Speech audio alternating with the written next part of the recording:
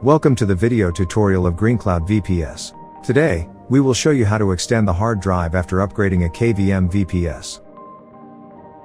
As you see, now, my VM has 24 GB of free space. Firstly, log into Solus VM with the information in the email you have received. Go to this website URL and log in. In the Settings tab, change to 1 CD-ROMs 2 hard disk in the boot order field. In the CD-ROM tab, choose G-parted and choose Mount. Reboot VPS. Then open the VPS via VNC and choose HTML5 VNC Client SSL.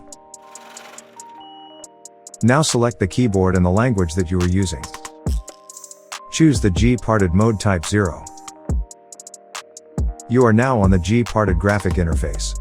First, you must move your swap. Click on it and select Resize. Then, enter 1 in free space following. Now select the partition you want to enlarge and click Resize. Increase the partition using the arrow next to the free space until you get the desired size. So far, nothing has changed on your disk yet. You must now apply the changes by clicking Apply. All tasks defined above are now updated. You can now validate the end of operations and perform a reboot of your VM. Please make sure to change the boot order to hard disk first.